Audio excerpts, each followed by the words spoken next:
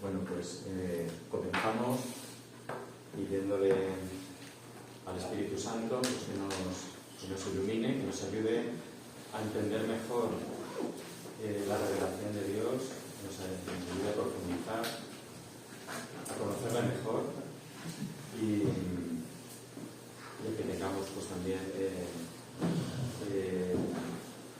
a que nos anime a transmitir también esta revelación a los demás de la mejor manera posible para que llegue a sus corazones y a comprender y abrir sus corazones a que entiendan esta revelación. Gloria al Padre, al Hijo y al Espíritu Santo. Como era al principio, ahora y siempre, por los siglos de los siglos. Amén. Bueno, pues sería mejor así. Pues buenos días a todos, yo soy Eduardo y vamos a empezar las clases de Teología Fundamental, que son varias clases en las cuales, bueno, como su nombre dice, pues vamos a hablar sobre los fundamentos de la teología y vamos a introducir primero un poco en qué consiste, de qué se ocupa la teología fundamental para situarnos. Entonces este sería un poco el contexto de lo que vamos a ir hablando, ¿no? La teología fundamental se encarga pues, de lo que es la credibilidad del cristianismo, es decir, el cristianismo es creíble. Es lo que vamos a hablar. Vamos a hablar de los fundamentos de la revelación, qué es la revelación, cómo se transmitió, cómo se transmite, y de los fundamentos de la fe, que hablaremos más en la parte final de otros días. Bueno, para introducir un poco, tres palabras un poco de dónde viene la teología fundamental, porque la teología fundamental no es una asignatura que se estudiara anteriormente. Esto es relativamente reciente y ha sido más bien a partir del Concilio Vaticano II cuando ha empezado a estudiarse esta asignatura. ¿De dónde viene, pues? Porque los contenidos de la asignatura sí que estaban, y estaban pues, en otra disciplina que es la apologética católica. La apologética realmente sí que ha estado desde el inicio, ¿no? La apologética, si os acordáis, el primer día Mercedes Higuera nos hablaba de los santos padres y hablaba de los padres apostólicos, hablaba de los padres apologéticos, porque en aquellos momentos pues había que, dentro de un mundo helenizado, pues había que explicar qué era el cristianismo. Entonces había pues esas tres demostraciones que hacía la apologética: la demostración religiosa, que defendía la existencia de Dios en un mundo ateo, y luego desarrollaba la demostración cristiana, porque el mundo romano también tenía sus dioses, pero había que, por un lado, defender la realidad histórica de Cristo, sobre todo defender la realidad histórica de Cristo ha sido más posterior, ¿no? Cuando se ha cuestionado, pero había que defender su divinidad y su resurrección frente a quienes negaban la revelación sobrenatural. Y por último, la demostración católica. Frente a otras confesiones también cristianas, pues defiende, vamos a decir así, lo que es la verdadera Iglesia, las características de la Iglesia, una santa, católica y apostólica, frente pues, a nuestros hermanos separados, a los hermanos protestantes. Bueno, pues la apologética entonces fue saltando y fue evolucionando a la teología fundamental. Y esa actitud defensiva que tenía, porque la apologética pues tenía ese carácter defensivo. La apologética realmente es una formación romana de defensa frente al ataque. Tenía esa estructura, ¿no?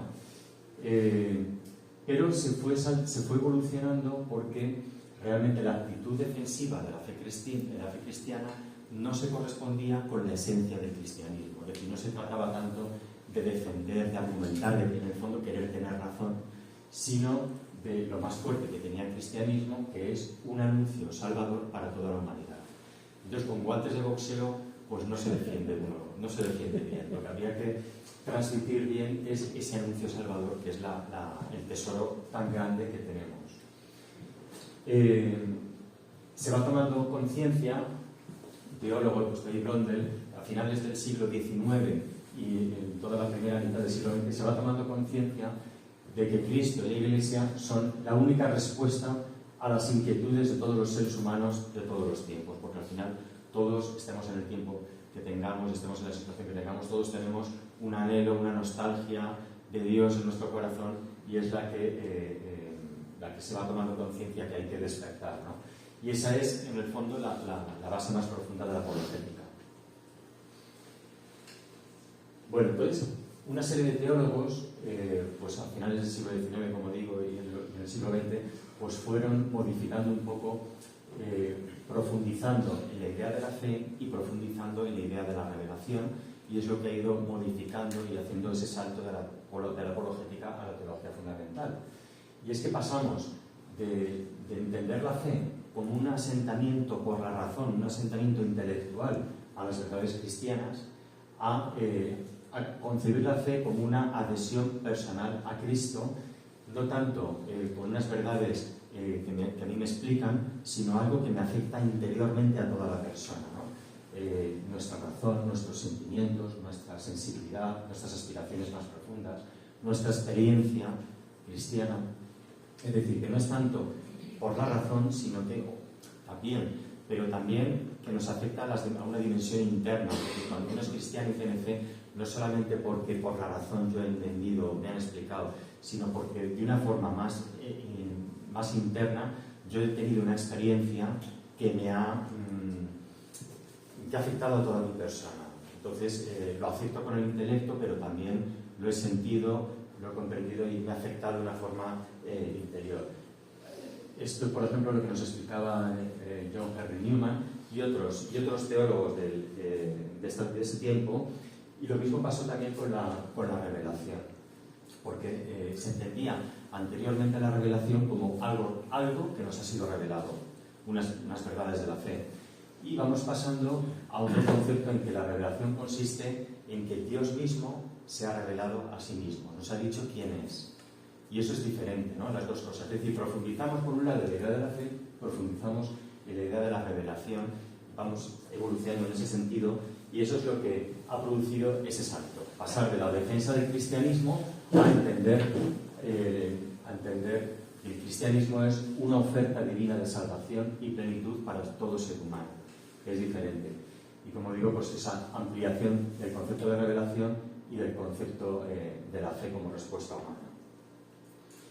Bueno, entonces volvemos a lo que hemos dicho al principio, ¿no? La teología fundamental se va a ocupar de esos tres conceptos, de hacer que el cristianismo sea creíble, o entender la credibilidad del cristianismo, y de esos fundamentos, que es de la revelación y de la fe.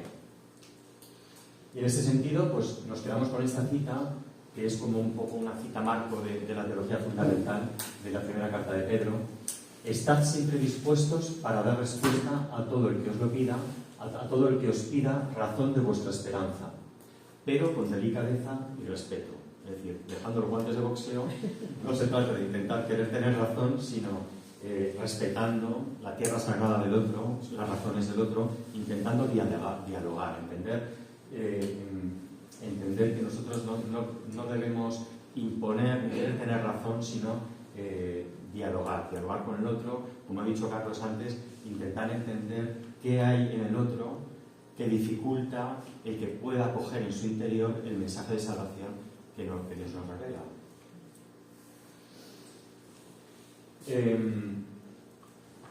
Bueno. Entonces vamos a pasar ya a lo que sería la carta magna de la teología fundamental. Y es el Concilio Vaticano II, se reúne en la Basílica de San Pedro, lo convoca el Papa Juan XXIII, y ha sido pues realmente pues un concilio de gracia para todos. Y ahí, bueno, pues hubo cuatro constituciones dogmáticas, cuatro constituciones principales. Una de ellas era la Constitución dogmática sobre la divina revelación, que es lo que se llama Dei Verbum, porque así son las dos palabras con las que empieza la Constitución, que es palabra de Dios. Bueno, pues esta es la Carta Magna, y bueno, pues este concilio, unos datos sobre el concilio. Vamos a hablar bastante del concilio, no solamente en esta clase, sino en general en la escuela, porque el Concilio Vaticano II pues marcó un cambio en la Iglesia Católica, una apertura a los laicos, una apertura a la palabra de Dios, Es decir, tuvo un significado muy importante, fue un concilio muy importante, es el mayor número de obispos que ha habido en un concilio ha sido este, y hubo un gran consenso y además una armonía interna, que es lo que se ha llamado el espíritu del concilio, que ha hecho que este concilio sea realmente muy relevante. Se ha hablado mucho sobre el concilio, pero realmente el concilio ha marcado un antes y un después. El concilio, muy brevemente, para la ficha técnica, lo convoca el Papa Juan XXIII, el Papa que pensaban que fue un Papa como de transición, no sabían a quién elegir, más o menos, y eligieron a un Papa viejito para que durara poco tiempo y así poderse poner de acuerdo en elegir al siguiente Papa. Pero la sorpresa es que, sin haber herejías por medio, porque los concilios muchas veces han tenido un tono polémico, ¿no? En respuesta a un problema, a una herejía que había surgido. Y en este caso no se trataba de eso. Pero, lo convoca el Papa Juan XXIII y, como digo, fue como un nuevo Pentecostés, ¿no? Una llamada a que la Iglesia se presente de una forma nueva al mundo contemporáneo, ¿no? Fue un concilio ecuménico y uno de los eventos históricos más importantes del siglo XX. El concilio constó de 4 sesiones, celebró desde 1962 hasta 1965 y se reunía todo el concilio en el otoño del 62, otoño del 63, otoño del 64, otoño del 65. 4 sesiones importantes, pero luego a lo largo de todo el año había comisiones que iban trabajando diferentes aspectos. El Papa Juan XXIII convocó el concilio, presidió la primera sesión, luego se murió y entonces el Papa siguiente fue el que presidió las otras 3 sesiones del concilio hasta su clausura en el 65. Bueno, con esta pequeña introducción, volvemos entonces a la Dei Verbum. Y la Dei Verbum fue, como digo, una de las 4 constituciones, porque tenía el concilio, este sería el esquema, hemos dicho que tenía 4 constituciones principales. La Dei Verbum, constitución dogmática, Lumen Gentium, que es la Iglesia hacia adentro, el Sacrosanto Concilio, es una constitución litúrgica, y Gaudium et Spes, que es de cara al mundo, ¿no? La Iglesia en el mundo.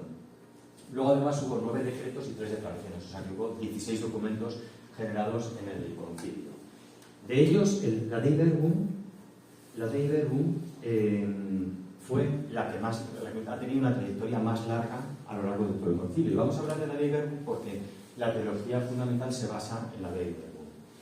La Dei Verbum entonces empezó su trabajo en el año 60 con el inicio del concilio y fue la última en terminar, la que más duró porque hubo mayor polémica con relación a esta constitución. ¿Por qué? Pues porque uno de los problemas de la Dei Verbum, hablar de la palabra de Dios, era distinguir también entre tradición y escritura y tradición, y eso es un poco lo que nos puede separar de los hermanos protestantes, y de alguna manera había que ser muy finos en la redacción de esta constitución, y durante el concilio luego explicaré mejor, pero había como 2 tendencias, una más conservadora y una con una mayor apertura, y costó que la constitución fuera consensuada y al final se aprobó de forma prácticamente unánime, con unas votaciones al final de 2.000, más o menos 2.330 votos a favor y solo 6 en contra, es decir, que se consiguió una unanimidad con relación a la Constitución. Bueno, pues vamos a leer el proemio porque nos va a situar un poco ves que tiene 6 capítulos, el proemio, dentro del prólogo, ¿no? La introducción, el capítulo 1, que es la naturaleza de la revelación o revelación en sí misma, como se puede traducir, capítulo 2, porque todas las constituciones, todos los documentos se escriben en latín y luego se traducen a cada lengua. Bueno, pues las traducciones pueden variar un poquito. Capítulo 2 sería la transmisión de la revelación divina, del cual también vamos a hablar. Capítulo 3, inspiración divina e interpretación de la Sagrada Escritura. Capítulo 4 se centra en el Antiguo Testamento, capítulo 5 en el Nuevo Testamento, capítulo 6 la Sagrada Escritura en la vida de la Iglesia. Bueno, pues vamos a leer el proemio un momento porque nos va a situar Es un documento muy cortito, realmente todo lo que es la Dei Verbum tiene 12 hojas, o sea que es un lenguaje muy sencillo y entonces se puede leer con facilidad cada uno que quiera. Entonces, pues, ¿te toca? ¿Lo lees? ¿Desde dónde? El proemio. ¿Lo lees? El Santo Concilio, escuchando religiosamente la palabra de Dios y proclamándola con confianza, hace suya la frase de San Juan que dice: os anunciamos la vida eterna, que estaba en el Padre y se nos manifestó. Lo que hemos visto y oído os lo anunciamos a vosotros, a fin de que viváis también en comunión con nosotros, y esta comunión nuestra sea con el Padre y con su Hijo Jesucristo. Por tanto, siguiendo las huellas de los concilios Tridentino y Vaticano I, se propone exponer la doctrina genuina sobre la divina revelación y sobre su transmisión, para que todo el mundo, oyendo, crea el anuncio de salvación, creyendo, espere, y esperando, amén. Vale, muchas gracias.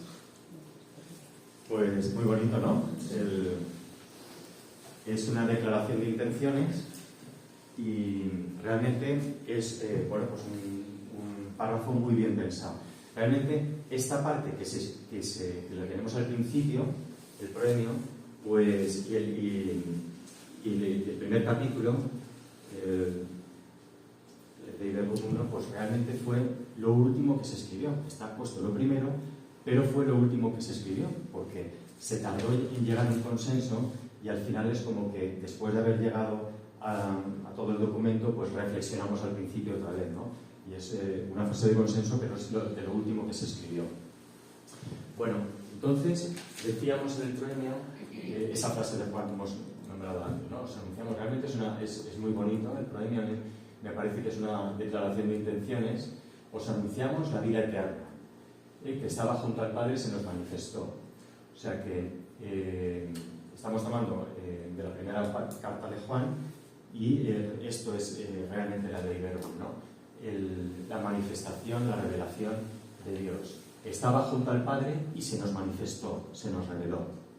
Lo que hemos visto y oído os lo anunciamos a vosotros, a fin de que viváis también en comunión con nosotros y esta comunión nuestra sea con el Padre y con su Hijo Jesucristo.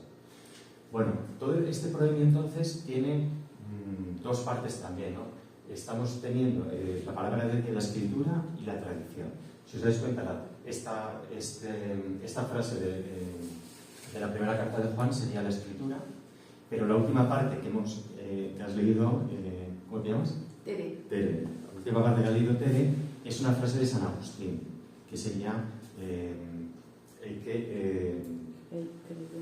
creyendo, esperamos, esperando, amamos, efectivamente, lo he dicho. Sí. Para que todo el mundo, oyendo, crea el anuncio de salvación, creyendo, espere y esperando, amén. Entonces hemos metido en el proemio Escritura y hemos metido tradición, ¿no? Que también es una declaración de intenciones, ¿no? Entonces, Dios se nos ha revelado en su Hijo Jesucristo, que ofrece a los hombres de todas las épocas y culturas la salvación gratuita. Ese es el gran anuncio que nos hace Dios, ¿no? La vida eterna que viene a anunciarnos es la misma vida divina, porque el hombre está llamado a participar de la vida divina. Eso es la revelación, ¿no? La vida eterna. De manera que revelación y salvación se identifican. Y esto lo veremos varias veces a lo largo de la Dei Verbum. Porque Dios se está manifestando, se está revelando y nos está ofreciendo la salvación. Realmente eso es lo que Dios vino a decirnos.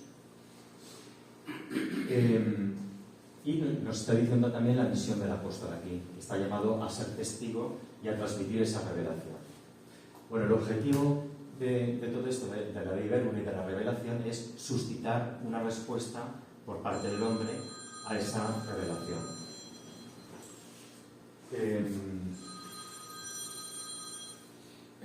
Bueno, la naturaleza de la revelación sería el siguiente capítulo y empieza así.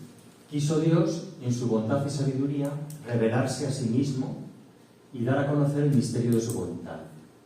Por Cristo, la palabra encarnada, y por el Espíritu Santo, pueden los hombres llegar hasta el Padre y participar de la naturaleza divina. Luego, ¿qué es lo que nos revela Dios? Lo que hemos dicho antes, esas dos cosas. Dios se revela a sí mismo. Ya no es como en el Antiguo Testamento, como nos decía antes, nos había introducido antes Carlos, ¿no? Que nos decía en el Antiguo Testamento, pues Dios nos va revelando, va revelando una serie de verdades, una serie de cosas, pero ahora es Dios quien se revela a sí mismo porque, como no lo habíamos entendido bien, pues Dios baja, ¿no? se encarna en uno de nosotros y nos explica quién es. Y eso es lo bonito, lo precioso de todo este mensaje, ¿no? Que es Dios mismo el que viene a decirnos quién es y cómo es. Y el objetivo es que lo conozcamos y entremos en comunión con Él. Y además nos revela su plan de salvación para la humanidad. Una pregunta. Pero Dios se revela a nosotros, pero a través de Jesucristo. Dios se revela de muchas maneras, ¿no? Se revela la creación, pero la plenitud de la revelación es Jesucristo. Es decir, Dios se encarga, es decir, Dios se encarga, nos encarna, se hace hombre y de esta manera vive entre nosotros y nos comunica quién es. Realmente a nosotros nos costó entender esto, ¿no? Y después de llevar 3 años con él, Felipe le pregunta a Jesús, enseñarnos al Padre y nos basta. Felipe, llevas 3 años conmigo y todavía no te has enterado. Bueno, pues nosotros nos cuesta entender que un Dios tan grande se pueda encarnar en uno de nosotros y vivir como uno de nosotros. Eso pues nos cuesta, nos sigue costando entenderlo y sin embargo pues es la mejor manera. Así que la mejor manera de entender a Dios pues es realmente pues leer las Escrituras y ver cómo actuaba Dios, cómo actuaba Jesús, qué es lo que decía y qué es lo que hizo, ¿no? Sus obras y sus palabras.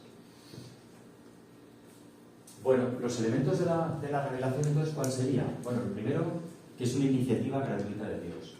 Dios no se reveló porque tuviese una necesidad existencial, nada de esto, sino que fue por amor. Un amor gratuito de Dios, una iniciativa gratuita de Dios de revelarse. El objeto central de la revelación, ¿cuál es? Jesús. Todo el Antiguo Testamento es una preparación de la revelación que culmina pues, en Jesús. En Jesús se nos muestra quién es Dios, qué es el hombre, la verdad del hombre se revela también en Jesucristo y cuál es su plan de salvación para nosotros. La finalidad, pues la finalidad es que conozcamos a Dios y entremos en comunión con Él. Esa es la verdadera finalidad de la revelación, que lo conozcamos a Él y entremos en comunión con Él. Entrando en comunión con Él, entramos también en comunión entre nosotros y con el mundo. Y la finalidad es también la salvación. ¿Qué es la salvación? Pues la salvación es participar de la vida eterna, participar de la misma vida divina.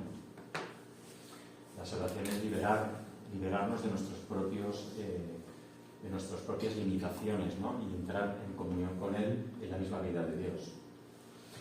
¿Y cuáles son los medios de la revelación? Pues los medios de la revelación son las obras. La revelación se hizo a través de obras y palabras. Las palabras que pronunciaba Jesús en sus discursos y las obras que realizó. Su vida misma, sus milagros. Las palabras explicaban los hechos, es decir, la obra principal de Jesucristo fue pues, su obra redentora en lo que es la pasión, muerte y resurrección. Pero las palabras explicaban los hechos, las obras de Jesús y, pues las palabras sin obras tampoco se quedaría si uno habla, pero no hace como que se quedarían a medias. Entonces, unas y otras están intrínsecamente ligadas porque las palabras explican las obras y las obras explican las palabras. Eso es el medio más completo de la revelación, ¿no? Dios entra en la historia humana a través de sus obras, a través de la encarnación, y a la vez anuncia y confirma sus obras por medio de las palabras. ¿Y cuáles son los destinatarios de la revelación? A ver, Dios en su inicio eligió un pueblo, pero no para que ese pueblo fuera poseedor exclusivo de la revelación, sino para que a través de su amor a ese pueblo lo transmitiera a todos los demás, porque cuando Dios habló a Abraham, pues lo eligió para que fuera el padre de toda la humanidad, ¿no? de todos los hombres. Entonces, los destinatarios de la revelación pues son todos los hombres y mujeres de cualquier lugar y de todas las edades, ¿no? De todos los tiempos. O sea que la revelación es para todos. Bueno, tendríamos dos grandes etapas en la revelación que más o menos ya las hemos dibujado. Tendríamos la revelación que se dio en el Antiguo Testamento y la revelación que se ha dado en el Nuevo Testamento. En realidad todo es un continuo, pero hay claramente un antes y un después. La revelación en el Antiguo Testamento es una revelación parcial y progresiva. Dios se va revelando, pero conforme va entendiendo el hombre en aquella cultura y en aquel momento, ¿no? El pueblo de Israel. Si nos ponemos en el principio, Dios se revela en la creación. Antes has preguntado, ¿cómo se revela? Bueno, pues Dios también se revela de otras maneras, ¿no? Dios se revela también en todas las cosas creadas. Dios se dirigió al hombre, a los primeros hombres, ¿no? Adán y Eva, desde el origen de la humanidad.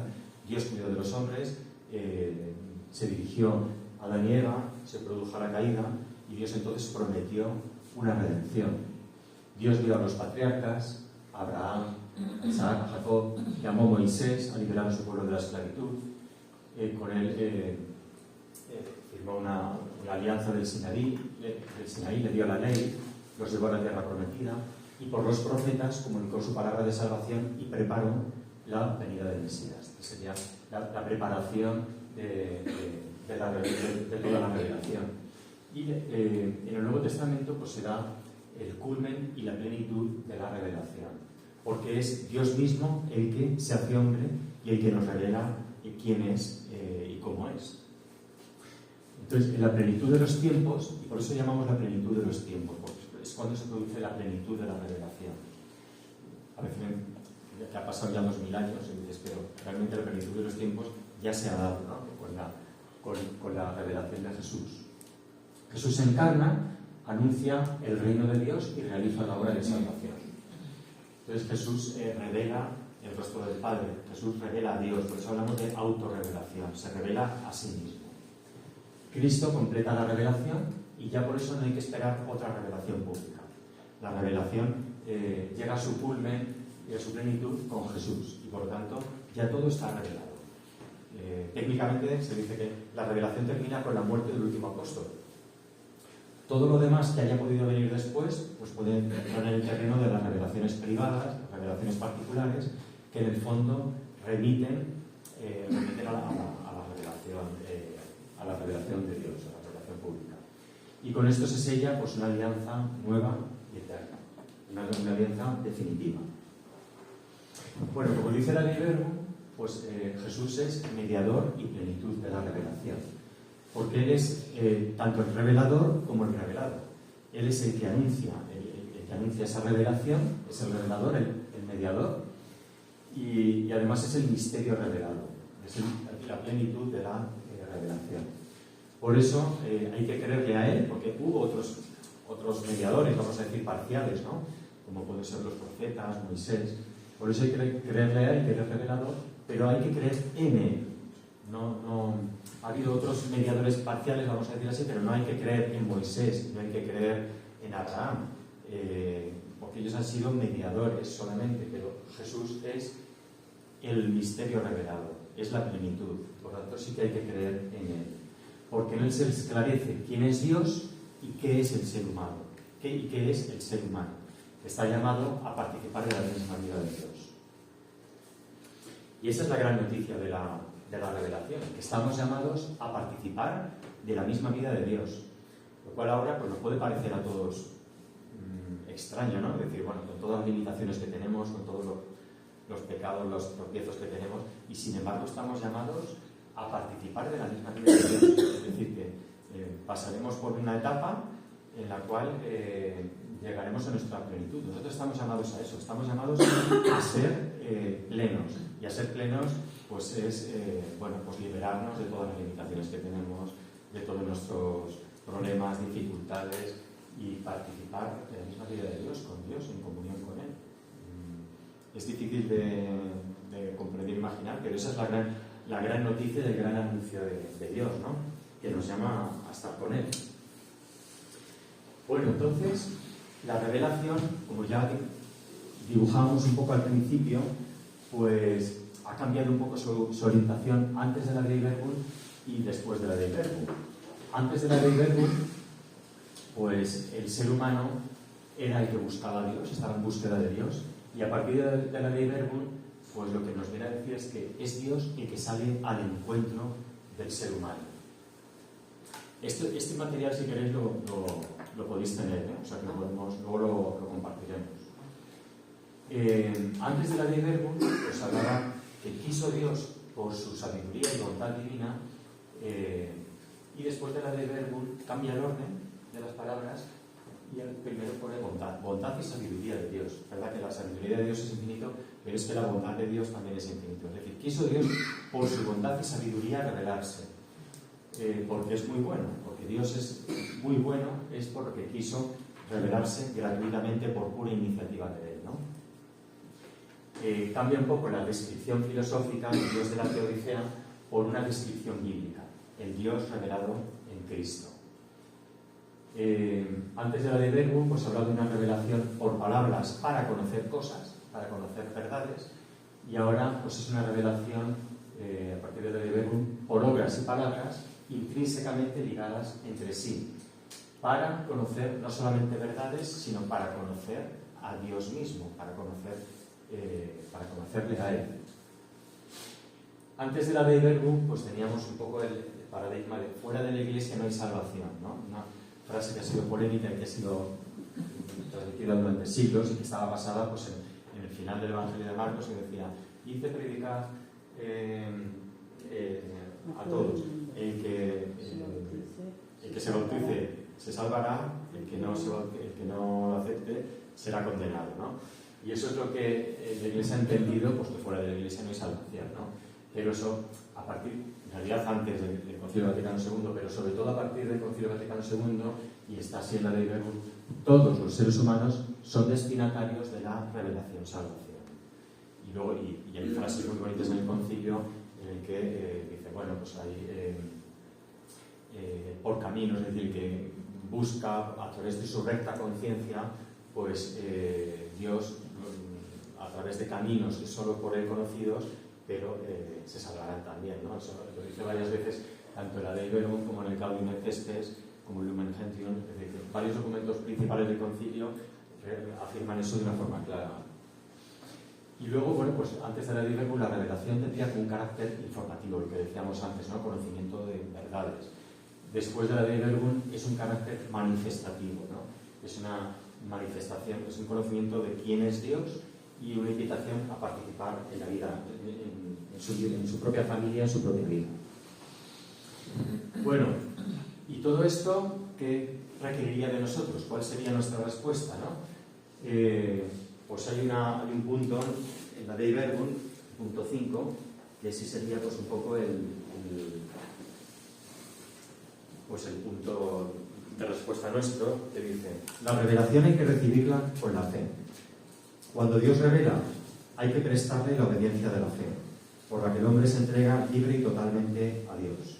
Bueno, esto sería el punto un poco que me diría, esto es difícil de entender. A ver, yo tengo que responder con la fe, pero ¿y si no tengo fe? Entonces, ¿qué pasa? Si no tengo fe, la salvación no es para mí. Todos los que tienen fe entonces no pueden ser, y yo. Entonces yo me empiezo a preguntar, ¿yo tengo fe o no tengo fe? A ver si digo que tengo fe pero no la tengo. Bueno, ese es un poco el conflicto que uno podría tener a este nivel, ¿no? Y que lo aclararemos en la última clase, todo esto, ¿no? Pero sería la respuesta que Dios nos pediría. A su oferta de salvación, pues Él nos pide la respuesta de la fe. Ante la revelación divina, los hombres estamos llamados a aceptar plenamente la salvación que nos regala. Si la revelación es pues, generosidad de Dios, automanifestación, autodonación de Dios, Dios se dona, pues la respuesta de la fe debería ser la entrega total, libre, confiada y obediente a Dios. Y esa entrega implica la adhesión total del hombre a Cristo y su seguimiento mediante la práctica cristiana. Pero bueno, de esto hablaremos más, de esta respuesta pues hablaremos más al final, ¿no? de otros días. Bueno, y otro punto, nos queda poquito, pero no pasa nada si lo dejamos a media, seguiremos el siguiente día. El segundo capítulo, como hemos dicho, sería la transmisión de la revelación. Y esto es muy importante porque dice, vamos a ver, Dios se ha revelado.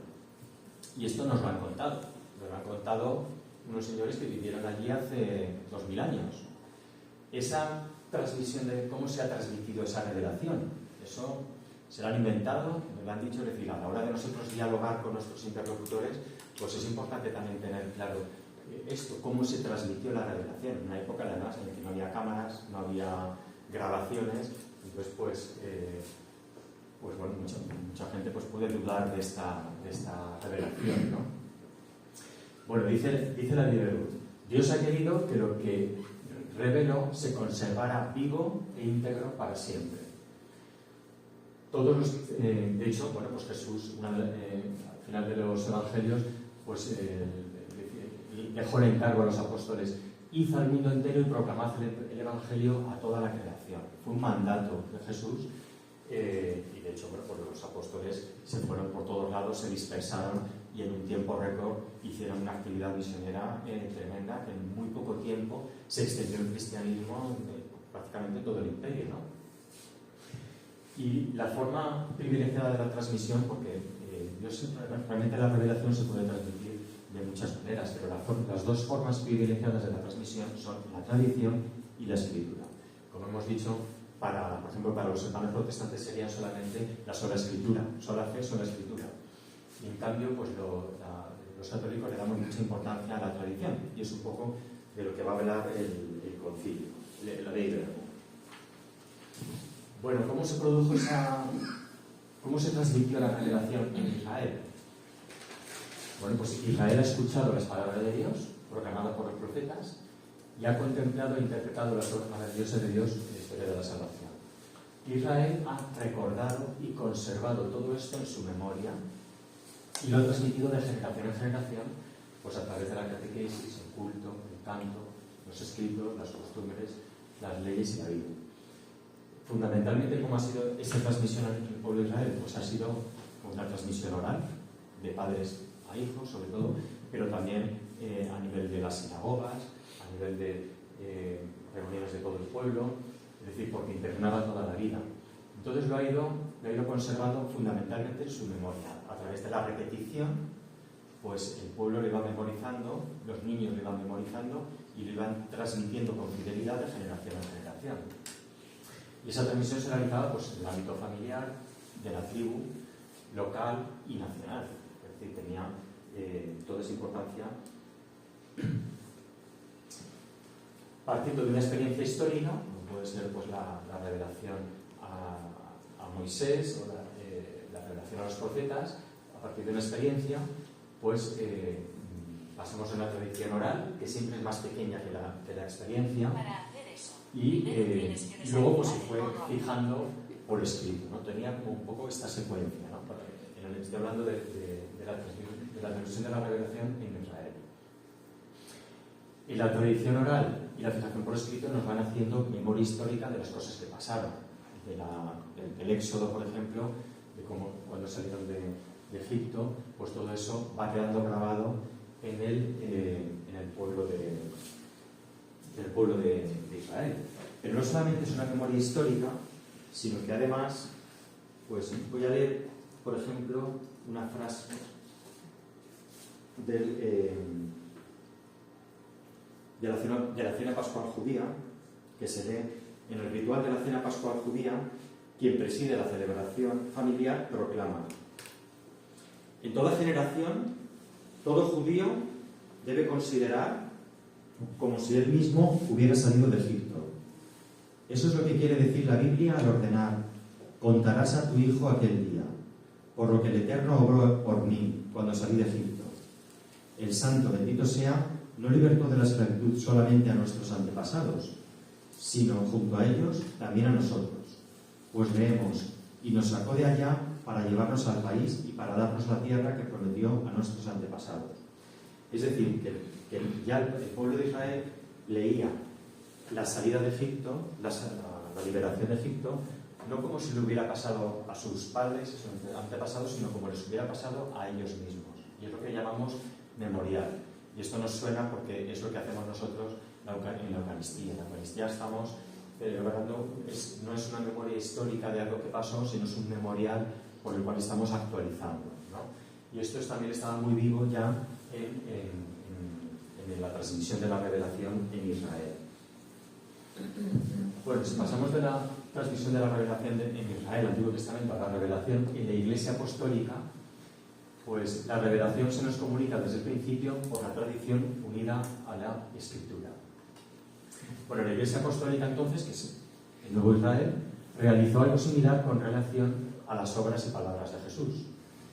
Es decir, que empezó a transmitirlo también pues, de una forma en diferentes ámbitos, pero también por comunicación oral, porque ahora lo veremos un poco, pero el 90% del pueblo de los judíos no sabía las letras, no sabía leer ni tampoco sabía las letras. Luego la comunicación tenía que ser también oral. Ahora nos metemos más en eso.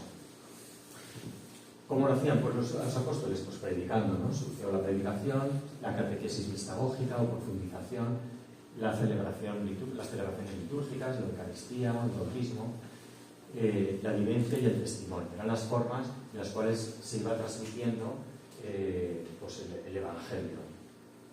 Poco a poco, en las primeras generaciones, se fue plasmando luego por escrito esta experiencia de fe en los libros que constituyen el Nuevo Testamento. Entonces, la transmisión viva, y ahora aclararemos qué significa eso de transmisión viva, tenía una doble vertiente: transmitir la memoria de los dichos y hechos de Jesús y comunicar a la vez el don de la salvación, los bienes de salvación. Bueno, entonces, esta frase que nos dice la NBV: quiso Dios que lo que había revelado por la salvación de todos los pueblos se conservara por siempre íntegro y fuera transmitido a todas las edades. Para transmitirlo íntegro, pues había que fijar toda esa transmisión que se hacía oral. En un momento dado había que fijarla por escrito, para que fuera fiable, fuera fiel y fuera íntegra, y fuera estable, ¿no? Es una dimensión estática de esa transmisión. Pero por otra parte había que transmitirlo a todas las edades. Para transmitirlo a todas las edades, pues tenía que tener una cierta flexibilidad, una cierta adaptabilidad a la cultura a la que se esté transmitiendo. Y eso es una dimensión dinámica. Es decir, si los apóstoles tenían que contar los hechos de Jesús a una comunidad judía, no era lo mismo que si lo tenía que comunicar a una comunidad de gentiles, de personas que no conocían a Dios, ¿no? La forma de transmitirlo pues era diferente a unos y a otros, ¿no? Lo mismo unas culturas griegas que una cultura romana o que una cultura del siglo XIII. Quiero decir que hay que adaptarse de alguna manera sin perder la integridad del mensaje, el núcleo del mensaje. Tiene que haber esa flexibilidad. Y aquí en esta dimensión dinámica, pues ¿quién nos va a ayudar? Pues el Espíritu Santo, ¿no? Ahora lo iremos viendo. Bueno, entonces, ¿qué conocemos como tradición? Hemos dicho tradición y escritura. ¿Qué conoceríamos como tradición? Como tradición conocemos las dos, tenemos como una doble acepción, ¿no? Por una parte, de la tradición nos referimos a Cristo, al Evangelio mismo, cuando hablamos de tradición. Es la persona y el mensaje de Jesús y los bienes de salvación. Pero por otra parte, tradición con minúscula también querría decir el proceso de transmisión del contenido de la revelación. Entonces a veces mezclamos un poco los dos significados, ¿no? El Evangelio mismo, Cristo mismo, y el proceso de transmisión, que se realiza pues por la predicación, a través de los escritos de los santos padres, el sentido de la fe de los creyentes, la sensus fidei, la catequesis, la liturgia, la celebración, la vivencia en comunión y servicio, al igual que por la escritura. Todo eso también sería la tradición. Pablo nos dice en la carta a los Corintios: yo recibí del Señor lo que os transmití. Es decir, él tuvo su revelación, pues Cristo mismo se reveló, pero también él recibió del Señor también él recibió del Señor y de otros apóstoles, porque él fue también a Jerusalén con Pablo, con Pedro, con Santiago, y también ahí se le transmitió un poco los dichos, lo que es la vida de Jesús, ¿no? La tradición apostólica quedó plasmada en la escritura del Nuevo Testamento. Bueno, entonces, los elementos de la tradición pues serían estos. Bueno, vamos a ver, porque como queda poco tiempo, prefiero intentar un poco aquí. Bueno, ¿qué se ha visto? Que nos quedan 5 minutos, ¿no? 5 minutos.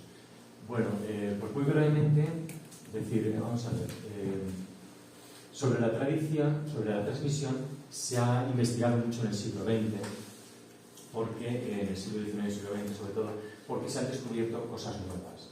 Se han descubierto que los evangelios habían sido compuestos a partir de pequeñas unidades independientes. Uno se puede imaginar y dice, bueno, pues aquí Lucas se puso a escribir y de un tirón pues escribió todo, o Marcos o Mateo, de lo que recordaba. Pero en realidad esto no fue así. Es decir, los dichos y hechos de Jesús se fueron transmitiendo, primero por una generación.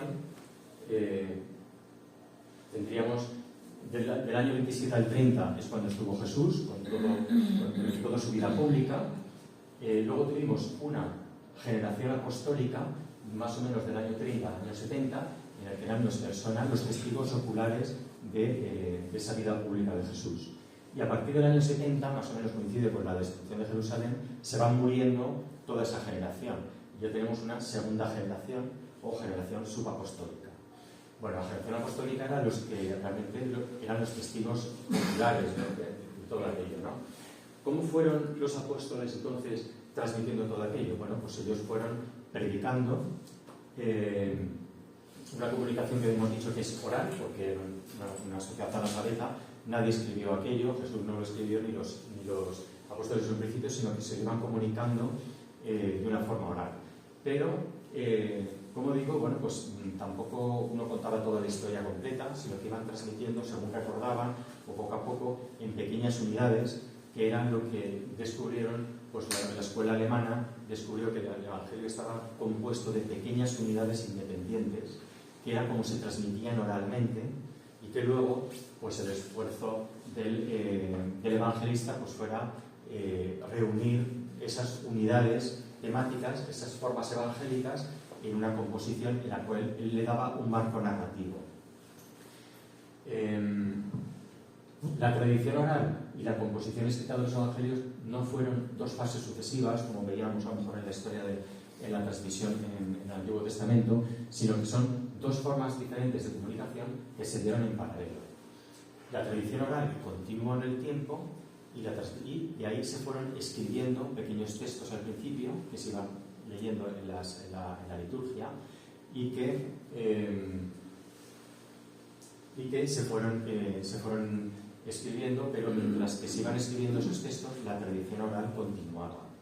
Bueno, como esto yo creo que requiere un poquito más de explicación y es la hora, yo creo que esto lo vamos a dejar para el siguiente día y ahí lo explicaremos un poco más, porque yo creo que es muy interesante explicar esto bien, cómo se hizo esa tradición oral y cómo se tradujo, cómo se consignó por escrito en los evangelios, y yo creo que lo continuamos el día siguiente. Si alguno quiere hacer ahora alguna pregunta, pues la va a responder Javier Machancos y Carlos Mario, que están aquí, y Belén. Bueno, yo respondo lo que pueda, pero no sé si queda, imagino que quedarán muchas cosas en el aire, pero bueno, lo iremos completando el próximo día con lo que vayamos contando. Y si no, pues nos vamos a por el café. Bueno, pues terminamos. Gloria al Padre, al Hijo y al Espíritu Santo.